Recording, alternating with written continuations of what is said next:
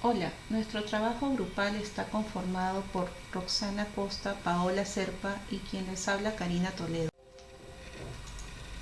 Bases psicobiológicas en la depresión. El cerebro es el órgano más complejo del cuerpo humano, forma parte del sistema nervioso central y controla los sistemas corporales. Naturalmente puede enfermar. La enfermedad más frecuente es la depresión. Los niveles de algunas sustancias químicas específicas del cerebro, las conexiones de las células nerviosas, el desarrollo de estas y el funcionamiento de los circuitos nerviosos tienen un impacto mayor en la depresión. Se dice que una persona con depresión lo más difícil es luchar con sus pensamientos suicidas y muchos llegan a terminar con sus vidas. La Organización Mundial de la Salud dice que este año 2020 será la patología en todo el mundo. Áreas del cerebro afectadas por la depresión. ¿Qué sucede en el cerebro de una persona con depresión? Hay partes o áreas que se disminuye su intensidad y otras aumentan. Aquí tenemos la área del hipocampo. Forma parte del sistema límbico y tiene un papel destacado en el procesamiento de la memoria a largo plazo y los recuerdos. Una persona con depresión se siente llorosa y triste.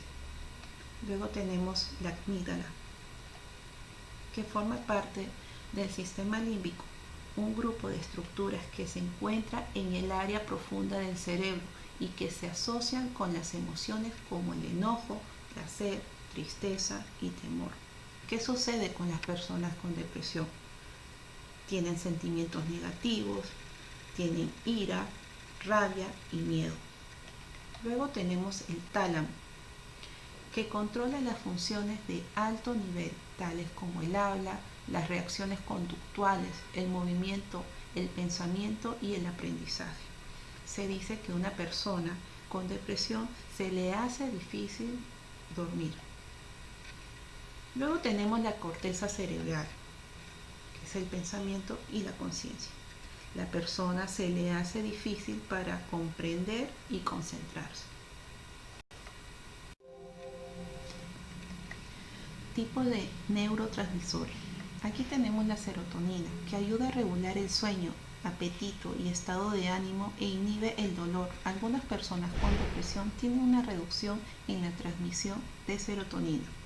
Se dice que la falta de serotonina es lo que ocasiona la depresión. Los niveles bajos de un subproducto de la serotonina se han vinculado a un riesgo mayor de suicidios.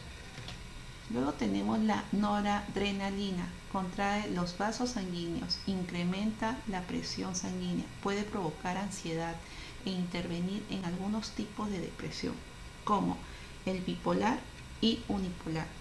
La dopamina es fundamental para el movimiento, también influye en la motivación y desempeña un papel en la forma en que una persona percibe la realidad.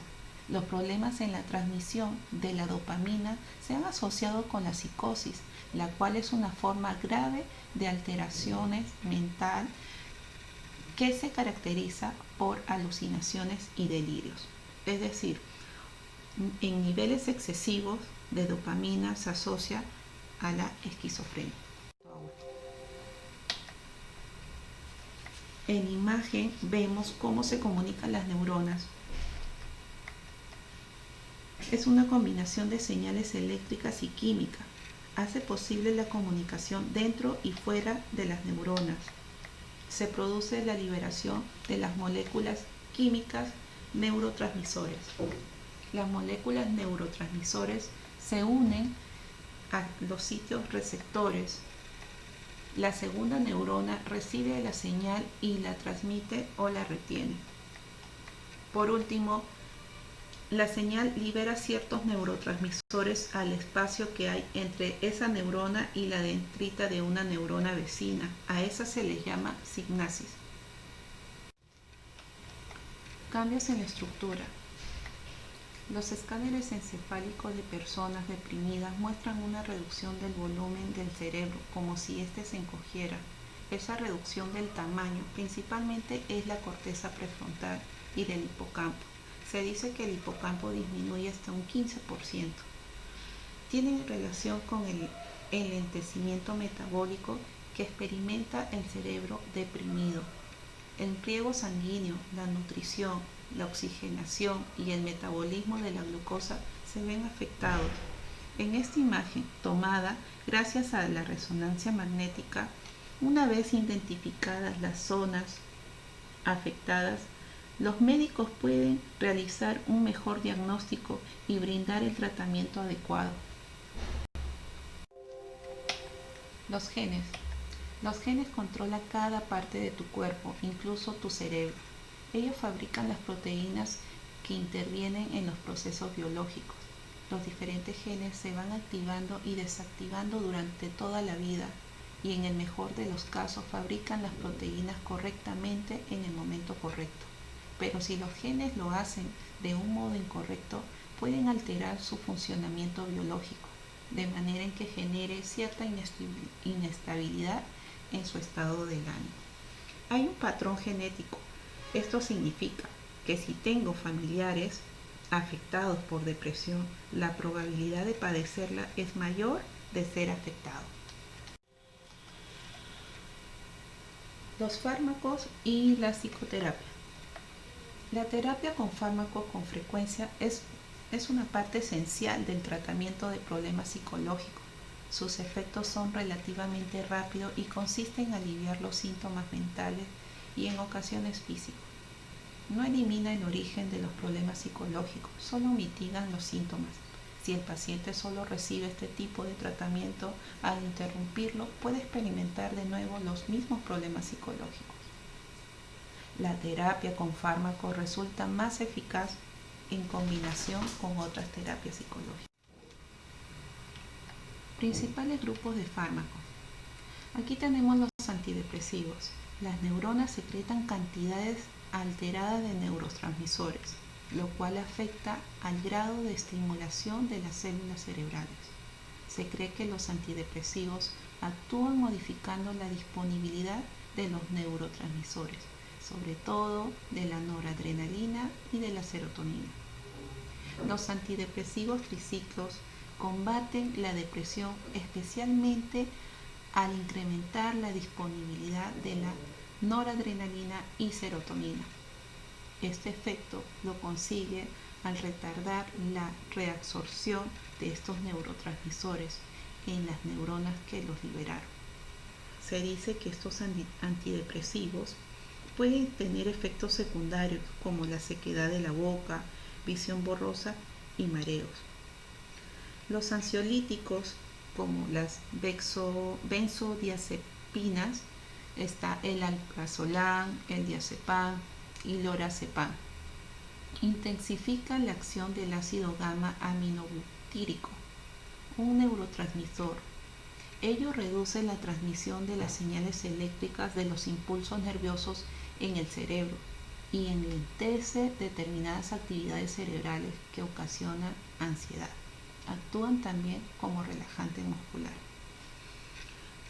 Estos fármacos más usados, todos tienen que estar sujetos a la prescripción médica y no se pueden adquirir sin receta. Psicoterapias. Se producen cambios biológicamente en este proceso. En la psicoterapia estaría haciendo énfasis en la reactivación de la corteza prefrontal, mejorándola con la intervención sobre el patrón del pensamiento. Esto será además útil para disminuir la hiperactivación en la amígdala. Tenemos la terapia cognitivo-conductual, que hace corregir patrones arraigados de pensamientos y conductas negativas. Luego tenemos la psicoterapia interpersonal. Se concentra en los aspectos más complicados de sus relaciones en el trabajo y en el hogar. La terapia psicodinámica se concentra en cómo los acontecimientos de la vida, los deseos y las relaciones actuales o pasadas afectan sus sentimientos y las decisiones que toma. Mindfulness es igual de efectivo que la terapia cognitivo-conductual. La meditación activa las conexiones neuronales. La persona con depresión se hace una autoobservación en el silencio, donde se integra la unión del cuerpo, mente y emoción.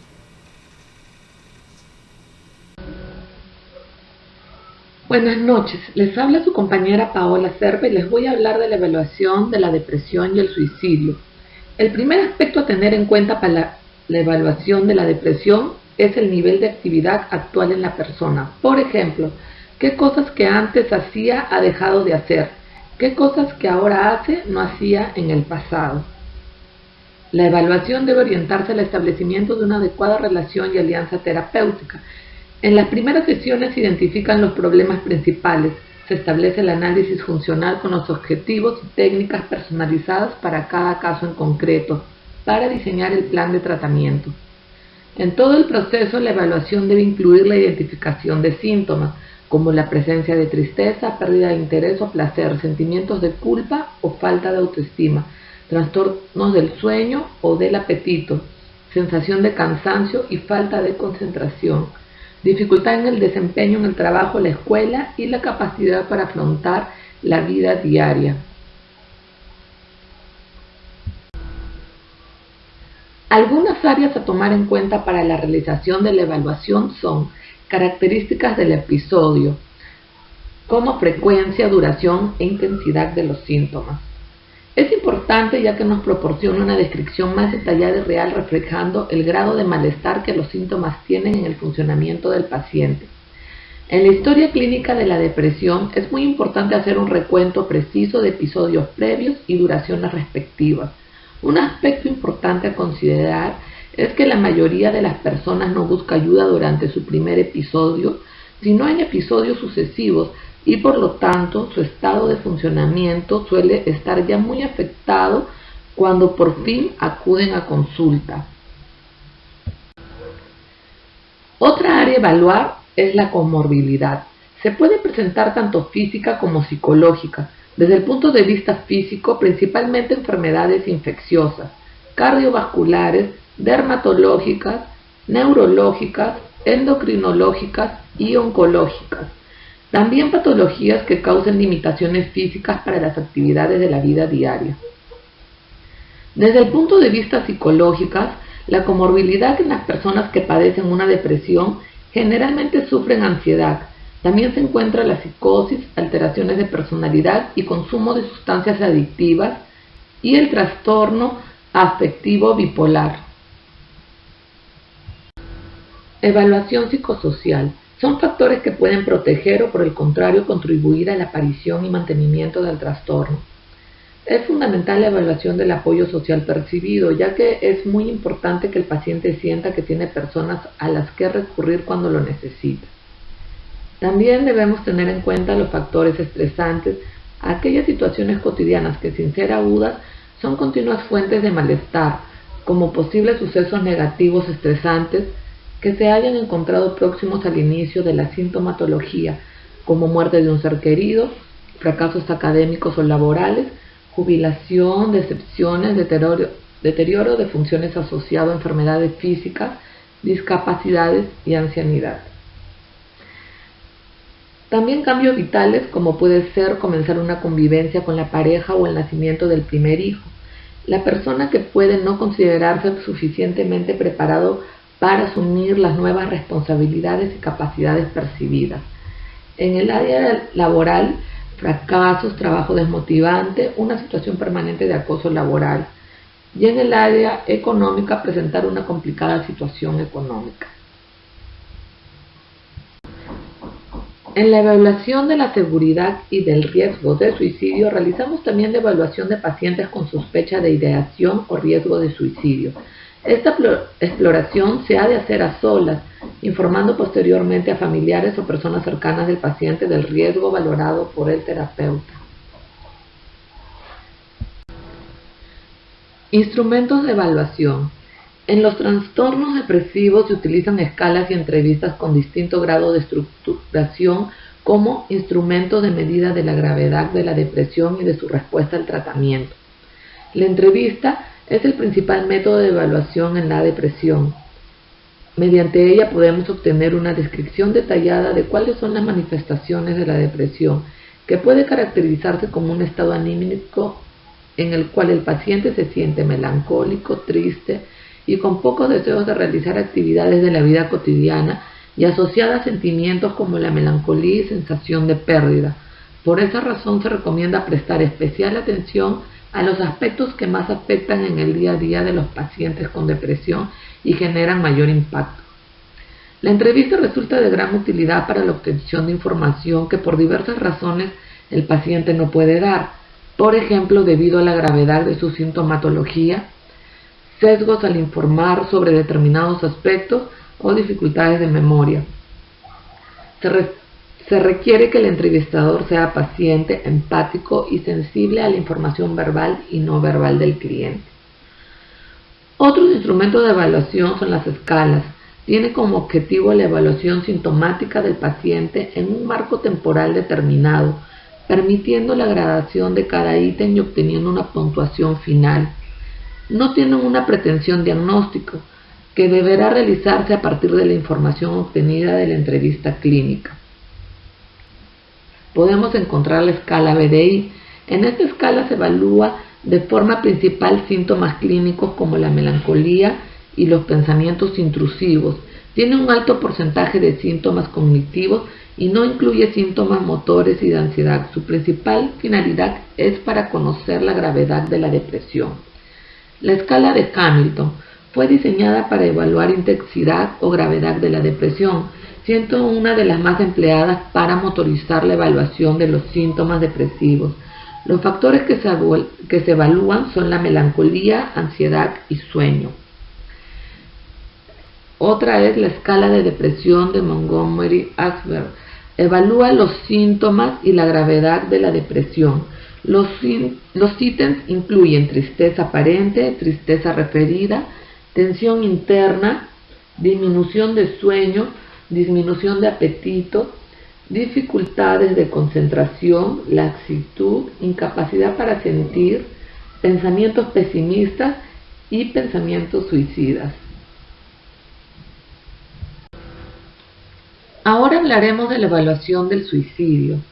En la evaluación debemos destacar la presencia y agudización de síntomas como desesperanza, anedonia, insomnio, dificultades de concentración y capacidad de juicio disminuida, ansiedad severa, presencia de ataques de pánico y agitación psicomotora. También debemos tener en cuenta la presencia de determinados rasgos de personalidad como la impulsividad y la facilidad que el paciente tiene para acceder a determinados objetos como armas, objetos punzantes, medicamentos. También es importante la historia de intentos de suicidios previos y la presencia en la historia familiar de suicidios. En los factores de riesgo suicida encontramos las enfermedades psiquiátricas. Estas elevan la probabilidad de autoeliminación.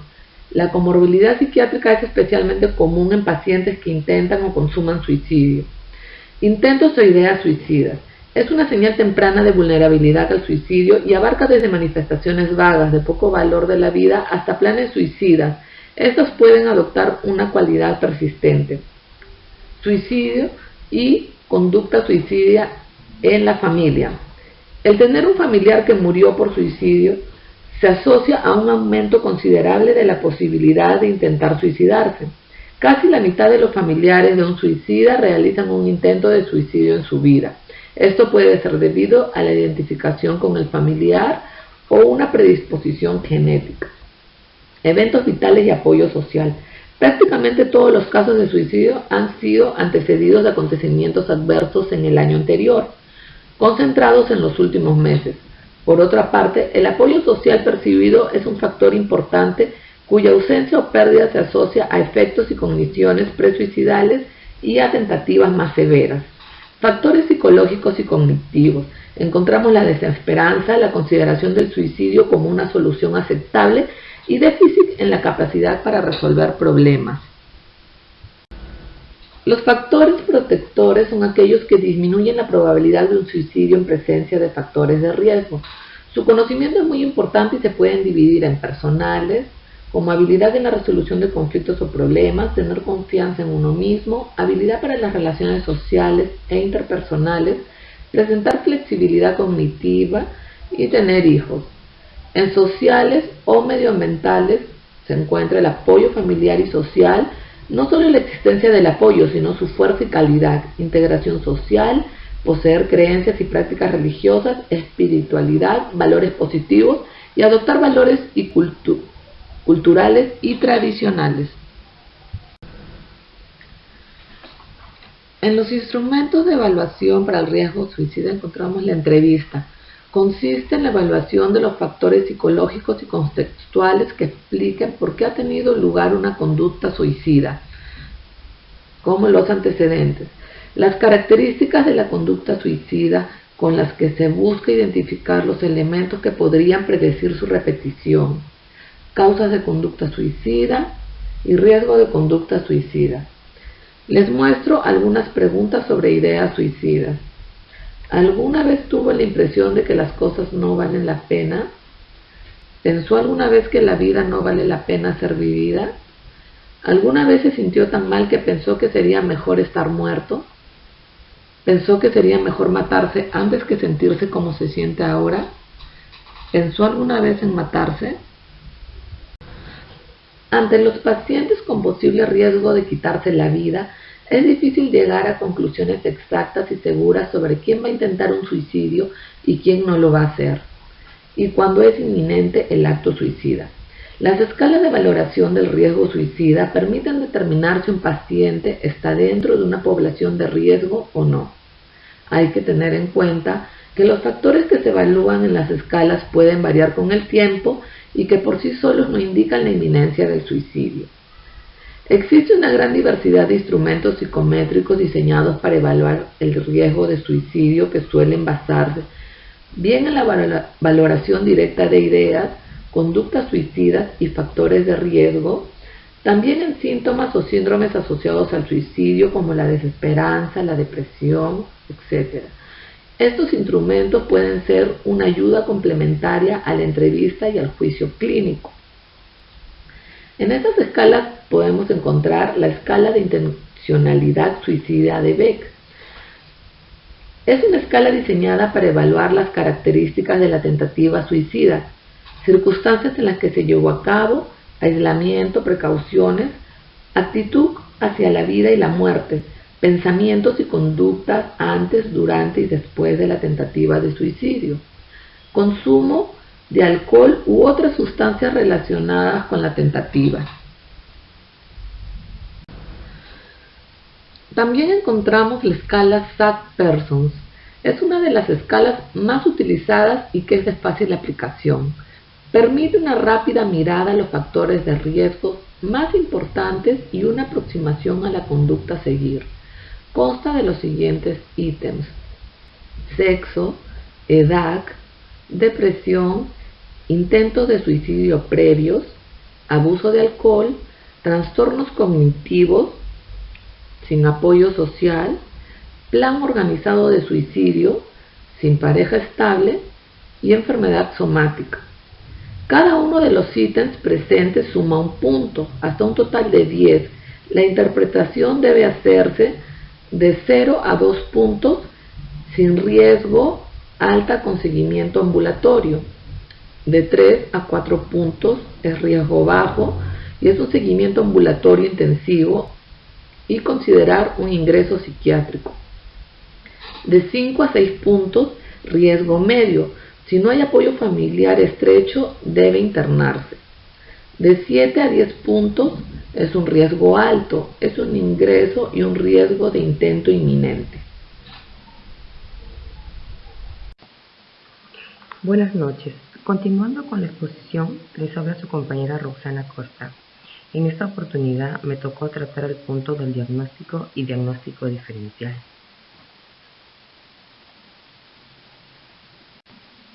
El diagnóstico. La elaboración de un diagnóstico se basa siempre en un estudio de datos que relacionados permite llegar a una síntesis e interpretación. Es un proceso inferencial realizado a partir de un cuadro clínico destinado a definir la enfermedad que afecta a un paciente. Al hablar de cuadro clínico hay 3 elementos que se interrelacionan y que vale la pena definir. El síndrome conjunto de síntomas y signos que presenta el paciente a raíz de la enfermedad. La enfermedad tal cual lo leemos en textos de medicina, por ejemplo, insuficiencia suprarrenal, cáncer del pulmón, hipertensión arterial y el contexto que es el ambiente social, económico, psicológico en que se sitúa la persona que padece la enfermedad. En el terreno de las relaciones personales y sociales, el profesional que recoge la información escucha, observa, descubre, relaciona e interpreta, no basándose solamente en los datos, sino en el efecto que producen en la persona. La finalidad del diagnóstico es aportar los elementos suficientes y necesarios para la explicación de la realidad social de cara a la acción y transformación de las situaciones, problemas que presentan los individuos, grupos y comunidades. Es una tarea fundamental ya que consiste en determinar las fuerzas y los factores que ocasionan el problema. Es útil establecer el mayor número posible de hipótesis sin caer en una especulación superficial. ¿Para qué y por qué son importantes los diagnósticos? Para tener una información básica que sirva para programar acciones concretas, llámense programadas, proyectos o actividades. Para tener un cuadro de la situación que sirva para las estrategias de actuación. En otras palabras, el diagnóstico es el punto de partida para diseñar operaciones y acciones que permiten enfrentar los problemas y necesidades detectadas. La importancia de un diagnóstico puede ser vital en muchos aspectos, y es que un diagnóstico nos ayuda a comprender cualquier situación, la importancia de la misma, cómo debemos actuar y las posibilidades consecuencias. Si bien es cierto que podemos realizar un diagnóstico en muchos ámbitos, los diagnósticos médicos son los más comunes y conocidos. Los diagnósticos médicos nos permiten saber a qué tipo de enfermedad o patología nos enfrentamos y por tanto nos ayudará a saber qué tipo de tratamiento debemos suministrar al paciente en cuestión.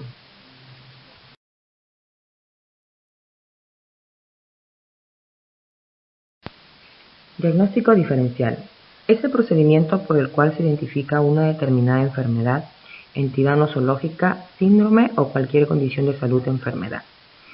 El diagnóstico diferencial nos ayuda a abordar el problema diagnóstico de nuestro paciente con una visión global y no centrarnos y limitarnos a solo una posibilidad diagnóstica. Un diagnóstico diferencial es muy necesario en la psicología. Para realizarlo de una manera correcta, solo se requiere llevar a cabo 6 pasos. 1. Descartar simulación. 2. Descartar etiología relacionada con sustancias. 3. Descartar un trastorno debido a una afección médica. 4. Determinar el o los trastornos específicos. 5. Diferenciar trastornos de adaptación de otros trastornos residuales especificados y no especificados. 6. Establecer el límite con la ausencia de trastorno mental. Descartar la simulación. Al decir simulación, hablamos de cómo una persona finge o bien simula los síntomas de un trastorno psiquiátrico. Hay que sospechar que esto está ocurriendo cuando hay claros incentivos externos para el paciente. Cuando el cuadro de síntomas se adapta más a la percepción de un lego que a una entidad conocida. Por ejemplo, una persona puede leer los criterios de ciertos trastornos psiquiátricos y dentro de los criterios puede leer ciertos síntomas. La persona puede afirmar que tiene ese síntoma basado en su propio conocimiento, no en el libro profesional como un psicólogo, por lo tanto puede malinterpretar el síntoma. Cuando el carácter de los síntomas cambia de una sesión a otra. Un ejemplo, para este punto es cuando una sesión el paciente dice que no ha estado durmiendo bien, que duerme solo de 3 a 4 horas como máximo. Sin embargo, en la siguiente sesión, cuando se le pregunta por su sueño, el paciente comenta que duerme bien. Por lo tanto, es aquí donde nos encontramos con contradictoria y sabemos que es simulación. Cuando el paciente tiene una presentación de simula una conducta, es característicamente manipulador o sugestionable. Descartar etiología relacionada con sustancias. Lo primero que se debe hacer en este paso es preguntar al paciente si ha estado consumiendo alguna sustancia. Si la respuesta es afirmativa, entonces proseguimos con verificar 3 posibles relaciones. 1. Los síntomas psiquiátricos se deben a los efectos de la sustancia en el sistema nervioso central. Esto quiere decir que los síntomas que se están presentando en el paciente son ocasionados por la sustancia que está consumiendo. 2. El uso de sustancias es una consecuencia de la presencia del trastorno psiquiátrico. Esto significa que entonces el uso de la sustancia es lo que ha provocado que el trastorno aparezca en la persona. Y por último, los síntomas psiquiátricos y el uso de sustancias son independientes. Esto quiere decir que ninguno de los dos se relacionan entre sí. Después proseguimos con establecer una relación causal. Los síntomas psiquiátricos se deben a los efectos a las sustancias del sistema nervioso central. Entonces, si es afirmativo, debemos de obtener información de si hubo un periodo de tiempo en que los síntomas psiquiátricos estuvieron presentes fuera de contexto. Si la sintomatología psiquiátrica fue previa al uso de sustancias o fue el uso de sustancias el que antecedió a la sintomatología, y si en la abstinencia mayor a un mes los síntomas se remiten, y si el uso de sus sustancias es una consecuencia de la presencia del trastorno psiquiátrico, debemos obtener información de si existe una relación temporal estrecha entre el uso de sustancias y los síntomas, si el patrón particular de uso de sustancias puede provocar los síntomas o si hay mejores explicaciones alternativas. Y bien, es importante tener información acerca de las sustancias, si esa es la que provoca los síntomas en la persona, cuál es la sustancia que se consume, cantidad de la sustancia y la duración del consumo.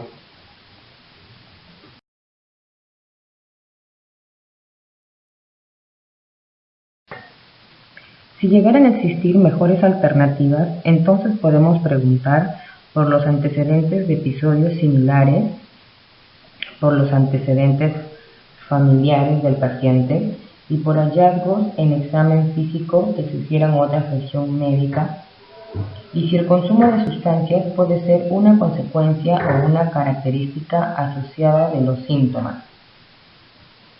Es bueno saber si el paciente sí consume sustancias como automedicación y si hay episodios en los que se presentan los síntomas pero hay abstinencia del uso de sustancias.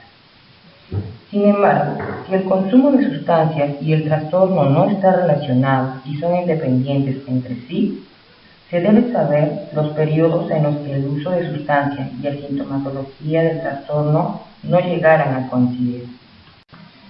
Descartar un trastorno debido a una afección médica general.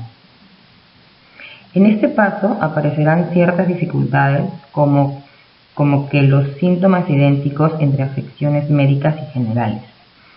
Esto quiere decir que los síntomas de afecciones médicas pueden llegar a confundirse con algunos síntomas de algún trastorno psiquiátrico. Otra dificultad es que en ocasiones los primeros síntomas de una afección médica general son psiquiátricas. Esto se refiere de que a veces se puede pensar que los síntomas que una persona está padeciendo son de alguna enfermedad cuando pueden llegar a ser de algún trastorno psiquiátrico. Además, la relación entre afecciones médicas y generales y psiquiátricas puede ser complicada. Y atención en contextos no familiarizados a afecciones médicas generales.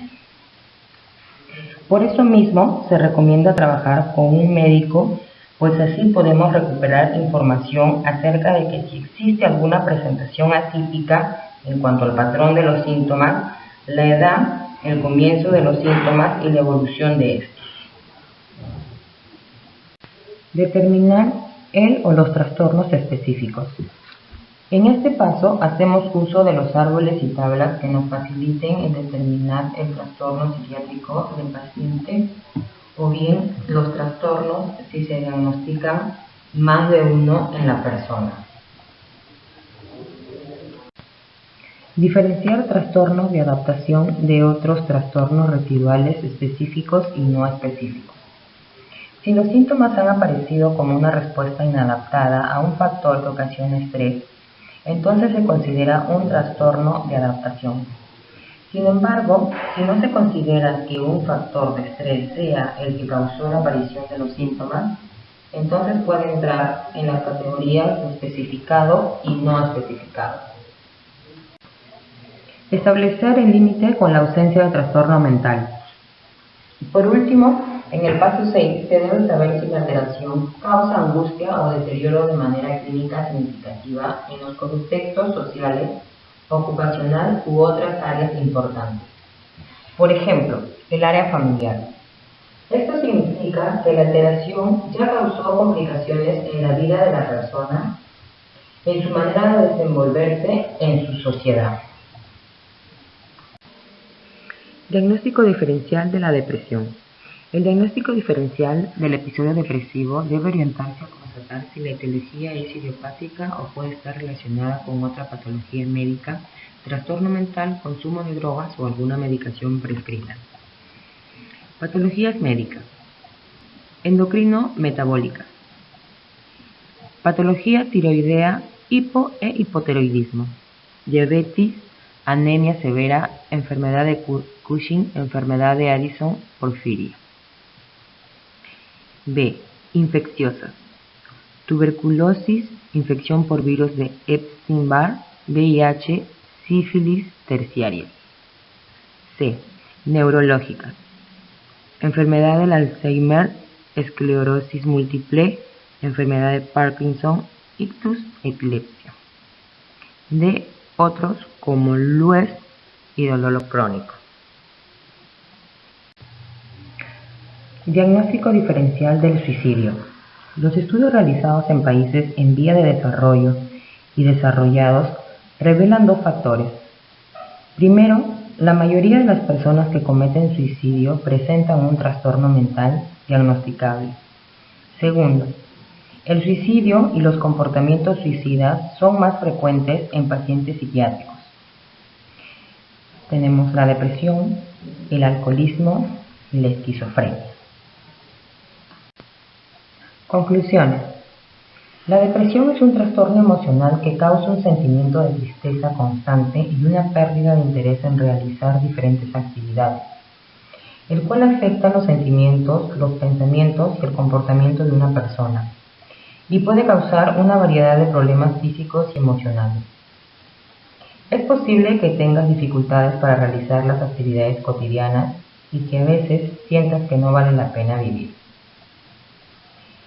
El diagnóstico de un trastorno depresivo se suele plantear a partir de datos observacionales como específicos, como el deterioro de la apariencia y el aspecto personal, el lentecimiento psicomotriz, tono de voz bajo, facies triste, llanto facial o espontáneo, disminución de la atención, verbalización de ideas pesimistas, alteraciones del sueño y quejas somáticas inespecíficas. La base para distinguir estos cambios patológicos de los ordinarios viene dada por la persistencia de la clínica, su gravedad y el grado de deterioro funcional y social. Por otro lado, el suicidio es el acto por el que una persona se provoca la muerte de forma intencional. Por lo general es consecuencia de un sufrimiento psíquico y desesperación derivado o atribuible a circunstancias vitales como las dificultades financieras, los problemas en las relaciones interpersonales, soledad o el acoso psicológico. Estas pueden llegar a dar forma a una patología psiquiátrica y ser catalogadas de trastornos mentales como la depresión, el trastorno bipolar, la esquizofrenia, el trastorno límite de la personalidad, el alcoholismo o el uso de drogas. En esta oportunidad es todo cuanto podemos ofrecerles. Gracias.